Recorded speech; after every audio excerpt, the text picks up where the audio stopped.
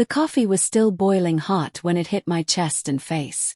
I'm standing in the middle of Crescent Café, screaming from the pain, my white blouse soaked through with scalding liquid, my skin burning, while the woman who threw it stands there with an empty cup in her hand and a satisfied smirk on her face.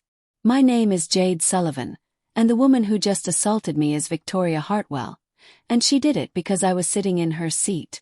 Let me back up and explain how a Tuesday morning coffee run turned into a second-degree burn incident. I'm a freelance graphic designer. I work from home most days, but twice a week I come to this cafe to work because I need to be around people, need the background noise, need the change of scenery. Crescent Café is my favorite spot. It's a small chain, maybe a dozen locations across the city, known for excellent coffee and comfortable seating. I've been coming to this particular location for 2 years.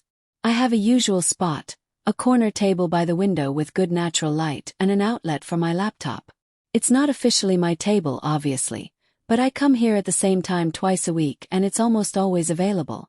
This morning I got here at 9 a.m. like usual, ordered my latte, and settled into my spot with my laptop and sketchpad. I was deep into a logo design for a client when I heard a sharp voice above me. "Excuse me. You're in my seat." I looked up. A woman in her mid-40s stood there, designer handbag, expensive coat, that particular expression wealthy people get when they're used to being obeyed. I said, "I'm sorry." She said, "This is my table. I sit here every Tuesday. You need to move." I looked around. The cafe was half empty. There were at least 6 other open tables. I said, "There are other seats available." She said, "I don't want another seat. I want this one. I've been sitting here for 5 years. It's my spot." I said, "I've been coming here for 2 years. I didn't know this table was reserved." She said, "Well, now you do. So move." Her tone was so condescending, so entitled, that something in me snapped. I said, "No. I was here first today. You can sit at one of the other tables." Her face flushed red. She said, "Do you know who I am?" I said, "No. Should I?" She said, "I'm Victoria Hartwell. My husband is on the board of 3 major corporations. I could make one phone call and ruin your life." I said, "Over a coffee shop table? That seems excessive." She leaned in close. She said, "You have no idea who you're dealing with. People like you don't tell people like me no." I said, "I just did. Now if you'll excuse me, I have work to do." I turned back to my laptop, dismissing her. That was my mistake. Victoria walked away, and I thought that was the end of it. I felt a small thrill of satisfaction at having stood up to someone who clearly wasn't used to hearing no. I went back to my design work, lost in the project. 10 minutes later, Victoria appeared beside my table again. She was holding a large coffee, steam rising from it. She said, "Last chance. Move." I said, "I'm not moving. Please leave me alone." She said, "Fine. Have it your way." Then she threw the entire cup of coffee directly at me. The liquid was boiling hot, fresh from the machine. It hit my face, my neck, my chest, soaked through my thin blouse. The pain was instant and excruciating. I screamed, jumped up, knocked my laptop off the table. Victoria said, "That's what happens when you don't know your place." Then she walked out of the cafe like nothing had happened. The barista, a young guy named Miguel, rushed over with ice and napkins. Other customers were on their phones, some calling 911, others filming. Miguel said, "Oh my God, are you okay? We need to get you to a hospital." The pain was so intense I could barely speak. My skin felt like it was on fire. Another customer, a middle-aged woman, helped me to a chair and started applying ice to my burns while we waited for the ambulance. She said, "I saw the whole thing. That woman assaulted you." "That's assault." Miguel said, "I got it on the security camera. Everything." The paramedics arrived within 10 minutes. They assessed my burns, 2nd degree on my chest and neck, 1st degree on my face. They gave me pain medication and transported me to the emergency room. At the hospital, a doctor cleaned and dressed my burns, prescribed antibiotics and pain medication, Told me I'd need to come back for follow-up care. A police officer came to take my statement. I told him everything, gave him Victoria's name, described what happened. He said, "We'll follow up on this. Do you want to press charges?" I said, "Absolutely." He said, "Assault with a deadly weapon, possibly. Boiling liquid can cause serious injury. You'll need to document everything, keep all medical records." After 3 hours in the ER, I was released with bandages covering my chest and neck, prescriptions for pain management and antibiotics, and strict instructions about wound care. I called my husband Liam. I'd been trying to reach him since the ambulance ride, but he'd been in meetings all morning. When he finally picked up, I was sitting in the hospital parking lot, crying from pain and shock. I said, "Liam, something happened." His voice immediately shifted to concern. "Jade, what's wrong? Are you okay?" I told him everything. The cafe, the argument over the table, Victoria throwing boiling coffee on me, the hospital. He was silent for a long moment. Then he said in a voice I'd never heard before, cold and controlled, "Where are you right now?" I told him the hospital name. He said, "Stay there. I'm coming to get you." 20 minutes. He hung up before I could respond. If you're hooked on this story, make sure you hit that subscribe button and turn on notifications so you don't miss what happens next. Liam arrived in 15 minutes. He must have been speeding. He got out of his car, and when he saw me, the bandages, my burned face, something in his expression changed. I'd never seen him look like that, a combination of fury and anguish. He hugged me carefully, avoiding the burns. He said, "I'm so sorry. I should have answered your first call."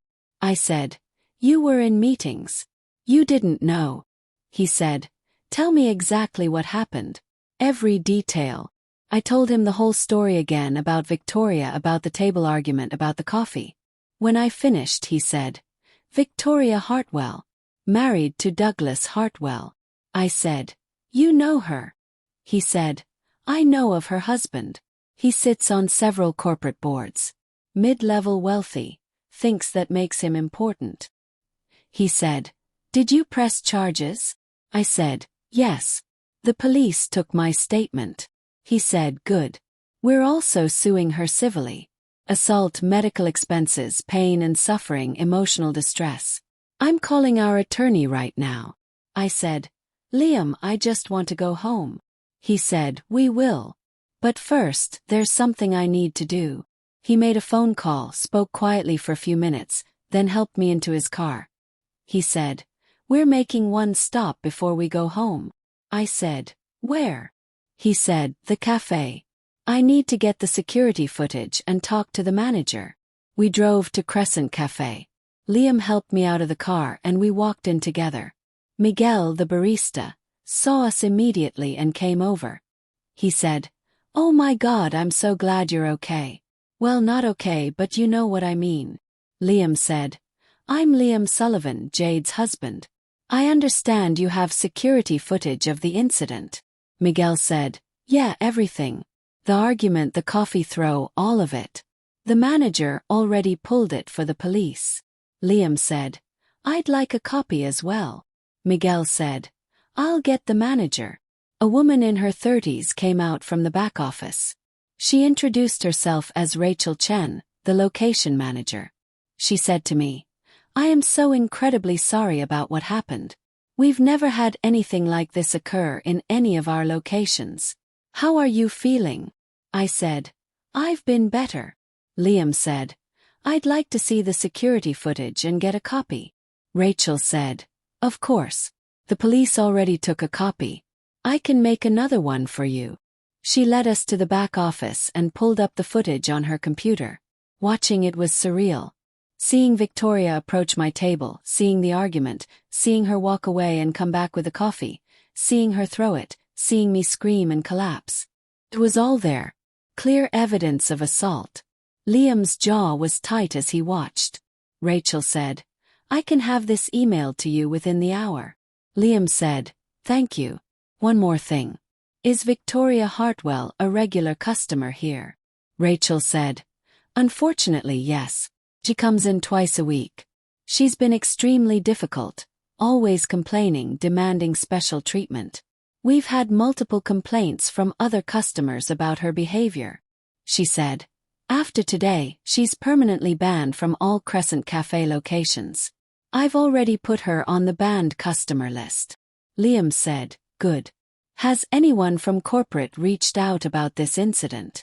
Rachel looked confused. Not yet. Just happened this morning. I'll be filing a full incident report. Liam nodded. Make sure that happens. We left the cafe and drove home. I took my pain medication and fell asleep on the couch while Liam made phone calls from his home office. When I woke up a few hours later, Liam was sitting beside me working on his laptop. I said, What are you doing? He said, Coordinating responses. I've spoken with our attorney. We're filing a civil suit against Victoria Hartwell for assault, battery, and intentional infliction of emotional distress. We're asking for $500,000 in damages. I said, That seems like a lot. He said, You have second-degree burns that will take weeks to heal. You'll have medical expenses, you can't work comfortably, and you're in significant pain. $500,000 is conservative.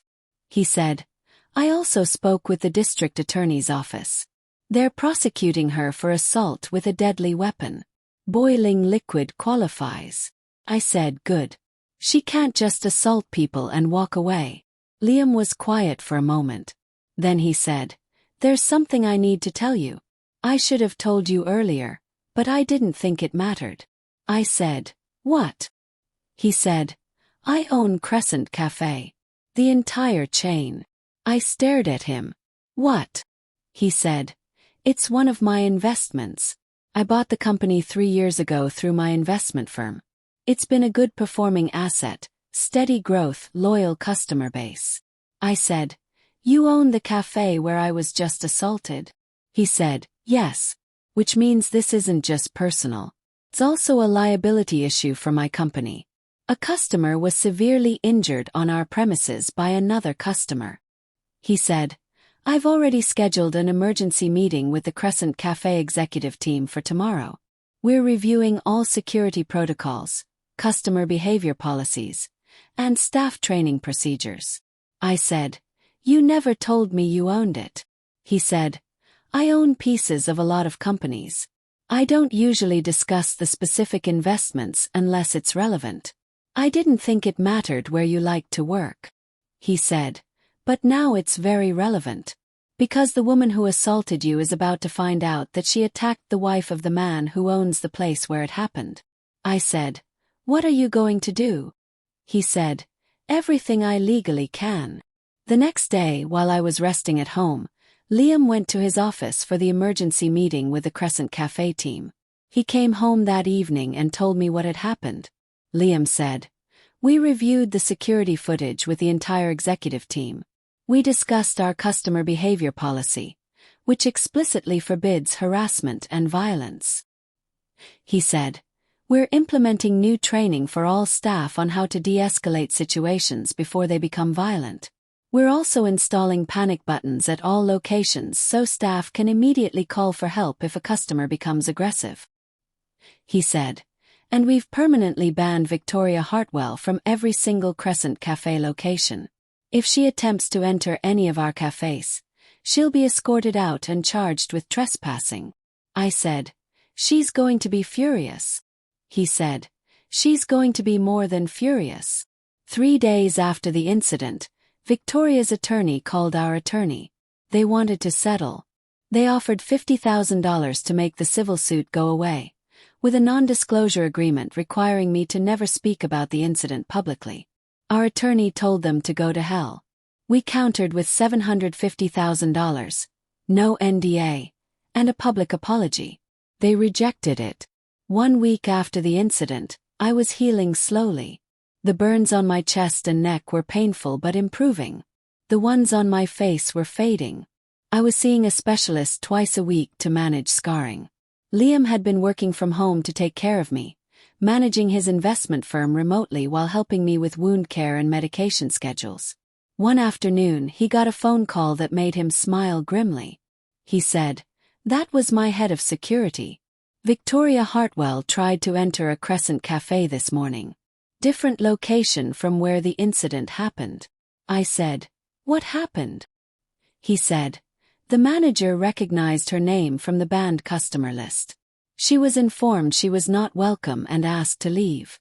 She refused, insisted she had every right to be there." He said, "The manager called the police. Victoria was escorted from the premises and issued a trespass warning. If she tries again at any location, she'll be arrested." He said, "She's also apparently been calling the corporate office, demanding to speak with the CEO, insisting this is all a misunderstanding." I said, "Does she know you're the owner?" He said, "Not yet. But she's about to." 2 weeks after the incident, the local news picked up the story. Prominent socialite charged with assault after cafe incident. The story included security footage of Victoria throwing coffee on me, my medical records detailing my injuries, and statements from witnesses. It also mentioned that the incident occurred at a Crescent Café, and that the victim was Jade Sullivan, wife of billionaire investor Liam Sullivan, who owns the cafe chain. That's when everything exploded. The story went viral on social media. People were outraged by the video of Victoria casually throwing boiling coffee on someone and walking away.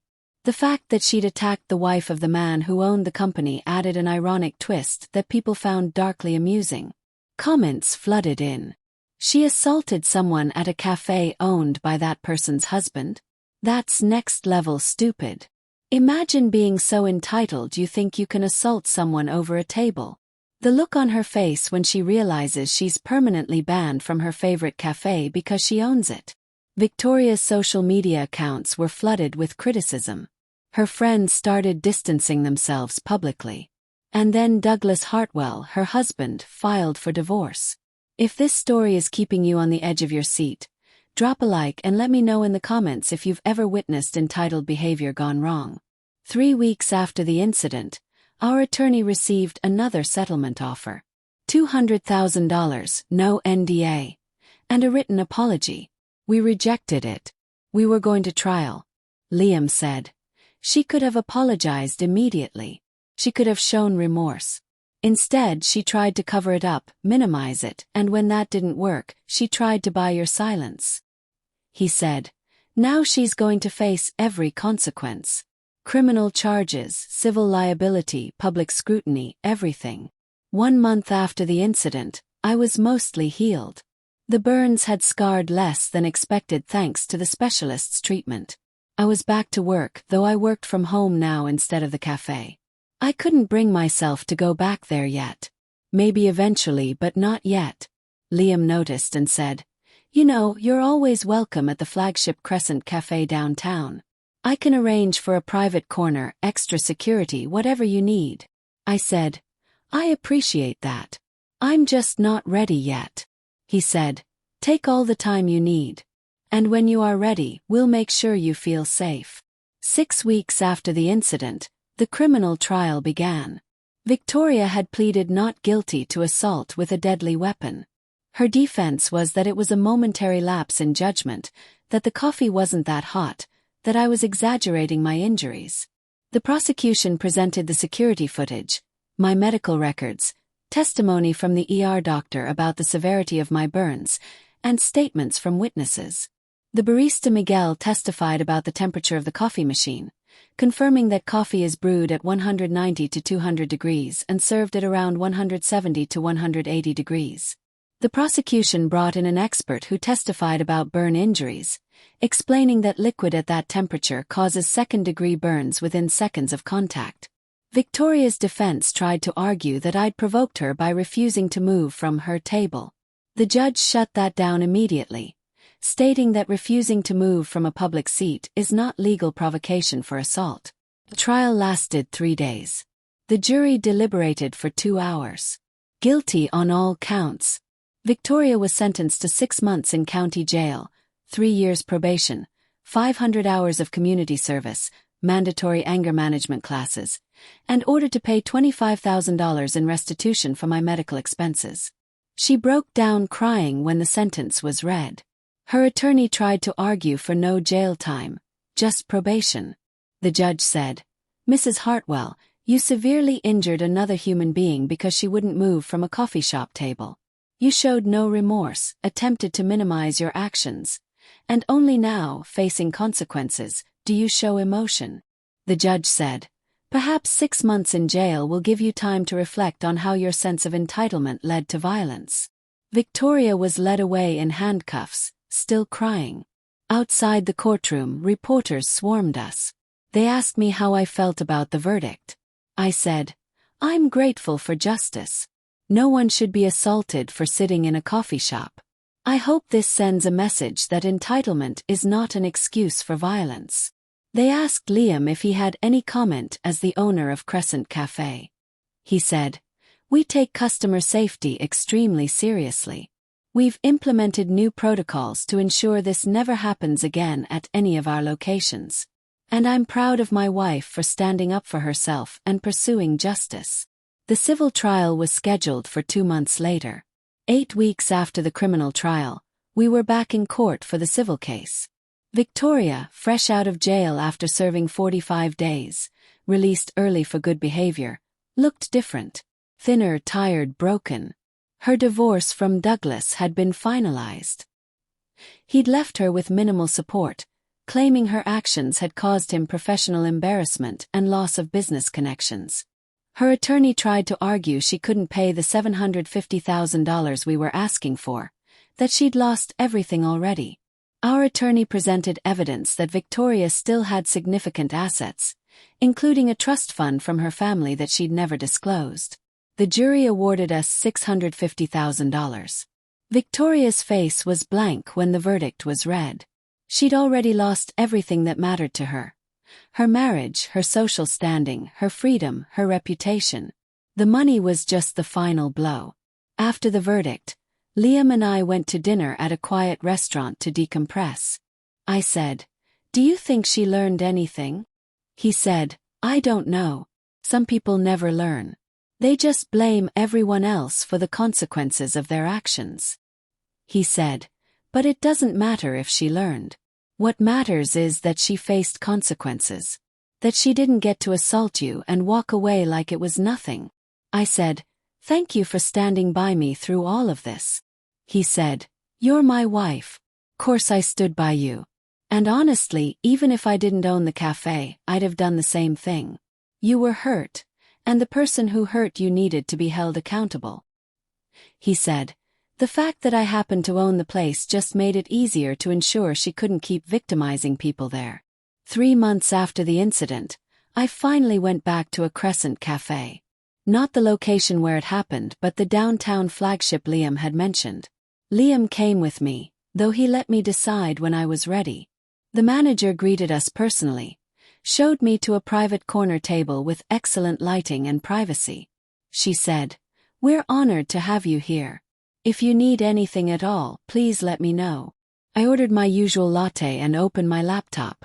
The familiar routine felt good. The sounds of the cafe, the smell of coffee, the comfortable seat. Missed this. Liam sat across from me with his own coffee and laptop, working on his own projects while I worked on mine. After an hour, he looked up and said, "How are you doing?" I said, "Good. Really good actually. I didn't think I'd be able to do this again, but it feels normal." He said, "I'm glad." He said, "By the way, I have something to tell you." I said, "What?" He said, "I've decided to establish a foundation focused on supporting victims of assault. Legal fees, medical expenses, counseling, whatever they need." He said, "Your experience showed me how expensive it is to pursue justice. The medical bills, the legal fees, the time off work. Most people can't afford to fight back." He said, "So I'm funding a foundation that will cover those costs for people who otherwise couldn't pursue legal action against their attackers." I started crying, good tears this time. I said, "Liam, that's incredible." He said, "You turned something terrible into an opportunity to help others. That's who you are. I'm just providing the resources." 6 months after the incident, I got a letter from Victoria. It was handwritten, several pages long. She wrote, I know I don't deserve your forgiveness. What I did was inexcusable. I let my sense of entitlement and my need for control override my basic humanity. She wrote, I've been in therapy since being released from jail. I'm learning that my behavior was abusive, that I'd been treating people terribly for years and justifying it because of my social status. She wrote, I lost everything and I deserve to. My marriage, my friends, my reputation, all of it was built on a foundation of entitlement and cruelty. She wrote, I'm not asking for forgiveness. I'm not asking for anything. I just wanted you to know that I'm deeply sorry for hurting you, and I'm working on becoming a better person. She wrote, I volunteer now at a women's shelter. I'm learning what real problems look like, what actual struggle means. I'm trying to use my experience to help others understand that violence is never acceptable. She wrote, Thank you for holding me accountable. I needed it, even though I didn't know it at the time. I showed the letter to Liam. He said, What do you think? I said, I think she's trying. I don't know if I'll ever forgive her, but I appreciate that she's trying to change. He said, That's fair. I said, I'm not going to respond, but I'm glad she's in therapy and volunteering. Maybe she'll actually help someone instead of hurting them. 1 year after the incident, the Liam Sullivan Foundation for Assault Victims held its first annual fundraiser. We raised $2 million in one night. The foundation had already helped 47 people pursue legal action against their attackers, covering medical expenses, legal fees, and lost wages. At the fundraiser, I gave a speech about my experience, about being assaulted over a coffee shop table, about the long recovery, about the importance of accountability. I said, I was lucky. I had resources, I had support, I had a husband who could help me pursue justice. But most victims don't have those things. They're forced to choose between justice and financial survival. I said, this foundation exists so that no one has to make that choice. So that everyone, regardless of income or resources, can hold their attackers accountable. The audience gave a standing ovation. After the event, a young woman approached me. She was crying. She said, Thank you. The foundation helped me. I was assaulted by my ex-boyfriend, and I couldn't afford a lawyer. The foundation covered everything. He's in prison now because of your help. That moment made everything worth it. The pain, the trauma, the long legal battles, all of it. If we could turn that terrible experience into resources that helped others find justice, then it meant something. 2 years after the incident, Crescent Café had expanded to 30 locations across 3 states. The company had become known not just for good coffee, but for its commitment to customer safety and ethical business practices. Liam had personally reviewed every policy, every procedure, every training program. He'd installed panic buttons at every location, hired security consultants to review safety protocols, and established a zero-tolerance policy for customer harassment or violence. He said, What happened to you never should have happened. But since it did, I'm determined to make sure it never happens to anyone else in any cafe I own. The company had become his passion project, not just an investment but a mission. I still work there twice a week, back in my corner table, designing logos and branding packages for clients. Miguel, the barista who'd helped me that day, had been promoted to assistant manager. He'd been instrumental in implementing the new safety protocols. He said to me one day, You know, what happened was terrible, but it changed everything about how we operate. We're actually safer now, all of us. Staff and customers. I said, I'm glad something good came from it. He said, More than good. You probably saved someone else from getting hurt. Because if Victoria could do that to you, she'd have done it to someone else eventually. 3 years after the incident, I ran into Victoria at a community event. She was volunteering at a domestic violence awareness booth, handing out information about resources for victims. She saw me and froze. I could have walked past her, pretended I didn't see her. Instead, I walked over. She said, Jade, I didn't expect to see you here. I said, I volunteer with several organizations. You, she said, I've been volunteering at the women's shelter for 2 years now. This is an extension of that work. We stood there awkwardly for a moment. Then she said, I owe you an apology. A real one, face to face. I said, you sent a letter. She said, I know. But I should have said it in person.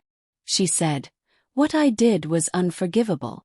I assaulted you because you wouldn't move from a table. That's insane. I was insane with entitlement and privilege. She said, I've spent 3 years trying to become someone who would never do that again. Someone who actually contributes instead of taking up space and demanding things I don't deserve. I looked at her. She looked different from that day in the cafe. Softer, humbler, more genuine. I said, I appreciate your apology.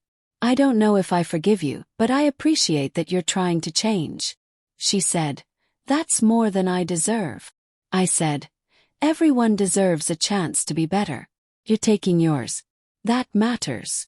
We talked for a few more minutes.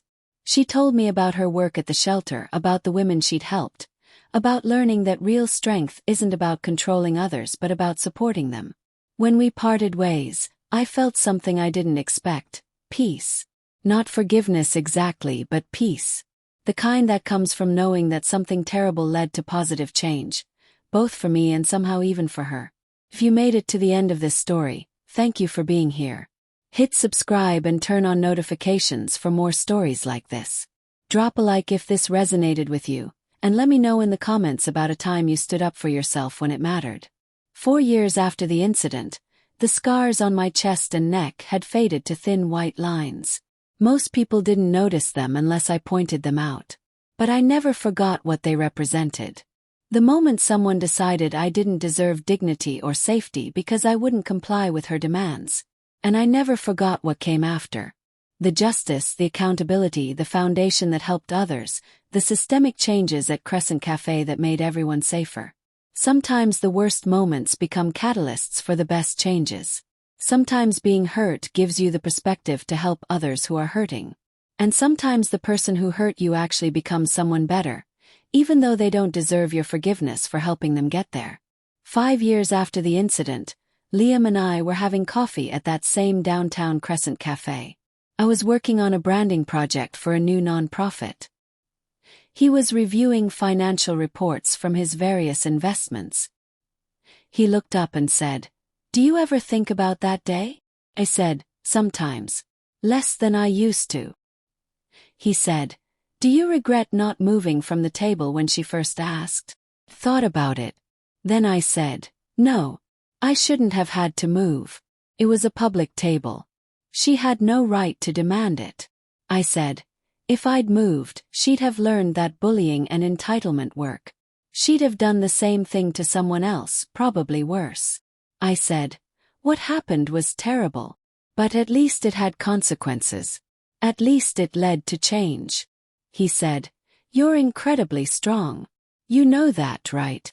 I said, I didn't feel strong when I was screaming from burns. He said, strength isn't about not feeling pain. It's about what you do after the pain. He said, you pursued justice when it would have been easier to accept a settlement and move on. You helped create a foundation that supports other victims. You turned trauma into purpose. He said, that's real strength. I reached across the table and took his hand. We did that together. He said, no, you did the hard part. I just provided resources and support. The courage was all yours. 6 years after the incident, the Liam Sullivan Foundation for Assault Victims had helped over 500 people pursue legal action against their attackers. The success rate was remarkable. Over 80% of cases resulted in convictions or favorable settlements. More importantly, victims who used the Foundation's services reported feeling empowered, validated, and hopeful for the first time since their attacks. That was the real success. Not the money or the legal wins, but the emotional recovery that came from being believed, supported, and vindicated. At the Foundation's annual gala, we honored several survivors who'd successfully prosecuted their attackers with the Foundation's help. One woman stood up and said, I was assaulted by my boss. I thought I had to choose between justice and my career. The foundation helped me do both. My boss is in prison, and I got a settlement that paid for me to go back to school. I'm now a social worker helping other survivors. Another woman said, I was attacked by a stranger on the street. The police said there wasn't enough evidence. The foundation hired investigators who found evidence the police missed. My attacker was convicted and sentenced to 10 years. A man said, I'm a domestic violence survivor. Male victims often aren't taken seriously. The foundation took me seriously, helped me get a restraining order and custody of my children. I'm safe now because someone believed me. Those stories reminded me why the pain had been worth it. 7 years after the incident, I was invited to speak at a conference on victim advocacy. I told my story, from the Café assault to the legal battles to the foundation we'd created. I talked about the importance of holding people accountable, even when they're wealthy or connected or think they're above consequences. I talked about how trauma can become purpose if we're willing to use our pain to help others. At the end of my talk, someone asked, Do you regret how you handled that day? Refusing to move, standing your ground. I said, Not for a second. I had every right to be in that seat. I did nothing wrong. What happened to me was not my fault, and I refused to second-guess my perfectly reasonable decision to sit in a public coffee shop. I said, Victims often blame themselves. If I hadn't worn that, if I hadn't been there, if I hadn't said that. But we need to be clear. The only person responsible for assault is the person who commits assault. I said, I didn't ask to be attacked. I didn't deserve it. And neither does anyone else, regardless of the circumstances. The audience gave a standing ovation. 8 years after the incident, Victoria published a book about her experience. It was called Burning Bridges: How Entitlement Destroyed My Life and What I Learned Rebuilding It. She sent me an advance copy with a note. I know you may not want to read this, but I wanted you to have it. All proceeds go to domestic violence charities. I read it, curious despite myself. The book was honest, almost painfully so. She detailed her privileged upbringing, her sense of entitlement, the incident at the café, the legal consequences, and her journey toward becoming someone different. She wrote about me with respect and remorse, never using my name but clearly describing the incident and its impact. She wrote, I destroyed someone's sense of safety because I thought I deserved a table more than she did. That sentence is so absurd, so shameful that I can barely write it. But it's true. And it took losing everything to understand how twisted my values had become. The book was surprisingly good. Not a justification or excuse, but a genuine accounting of how someone becomes a person who throws boiling coffee on a stranger. Sold well. Went through several printings. The reviews praised its honesty. And true to her word, every penny went to organizations supporting domestic violence survivors. I never reached out to her about the book, but I was glad she'd written it. If her story prevented even one person from making similar choices, if it helped even one person recognize and change their entitled behavior, then it served a purpose. 9 years after the incident, Liam and I celebrated our 15th wedding anniversary. We went back to that downtown Crescent Café, the scene of so much of our story, both before and after the incident. We sat at a corner table, drank coffee, and talked about everything we'd built together. The foundation, the expanded cafe chain, the lives we'd impacted. He said, When I bought Crescent Café, I thought it was just a good investment. A steady return, a growing market. He said, I never imagined it would become central to our lives. That something terrible would happen there that would lead to something meaningful. I said, Life is strange that way. We think we're making simple choices, and they turn into defining moments. He said, Would you change anything? If you could go back. I thought about it honestly. Then I said, I'd want to avoid the pain. The burns, the trauma, the long recovery. That part was terrible. I said, But the aftermath. The justice, the foundation, the changes we made, the people we've helped. I wouldn't change that. I said, So no, I wouldn't change it. Because that day, as horrible as it was, led to all of this. And this matters. He raised his coffee cup. To terrible days that lead to meaningful lives. I raised mine. And to partners who show up when it matters most. 10 years after the incident, we held a 10th anniversary gala for the foundation. Over 1,000 people attended. We'd helped more than 2,000 victims pursue justice. We'd distributed over $50 million in support. But the numbers weren't what mattered. What mattered were the stories. The single mother who'd finally escaped her abusive husband. The teenager who'd found justice after a sexual assault. The elderly man who'd been scammed and beaten by someone he'd trusted. Each person had a story. Each story mattered. During my speech, I said something I'd been thinking about for years. 10 years ago, a woman threw boiling coffee on me because I wouldn't move from a coffee shop table. It was one of the most painful experiences of my life, both physically and emotionally. But it taught me something crucial. It taught me that injustice thrives when victims can't access justice. That wealthy people often escape consequences while poor people suffer them. So my husband and I decided to use our resources to level that playing field. To make sure everyone, regardless of income or status, could hold their attackers accountable. That woman who hurt me faced every consequence. And in facing those consequences, even she eventually changed into someone who now helps others. That's the power of accountability. Not revenge, but accountability.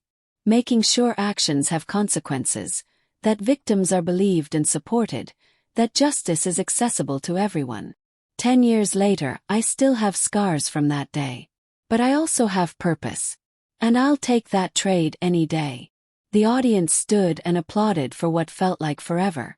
Later that night, Liam and I stood on the balcony of the venue, looking out at the city lights. He said, "You did something incredible here." I said, "We did it together." He said, "No, this was your vision, your courage, your refusal to let that terrible day be the end of your story." He said, "You turned pain into purpose. That's heroic." I leaned against him and said, "It wasn't heroic. It was just refusing to let her win." He said, "Same thing." We stood there in comfortable silence, watching the city below, thinking about everything that had changed in 10 years. A woman who'd been so entitled she thought she could assault someone over a table was now someone who helped domestic violence survivors. A cafe chain had become a model for customer safety and ethical business practices. A foundation had helped thousands of victims find justice and healing. And 2 people had turned a moment of violence into a decade of impact. Sometimes the worst moments aren't endings. They're beginnings. And sometimes the person who hurt you becomes part of the change, even if they never deserved your forgiveness to get there. That's the complicated truth about justice and healing. It's not always clean or simple, but it's always worth fighting for. Thanks for sticking with this story to the very end. Hit subscribe and turn on notifications for more stories like this. Drop a like if this moved you, and let me know in the comments about a time you turned something painful into something purposeful. See you in the next one.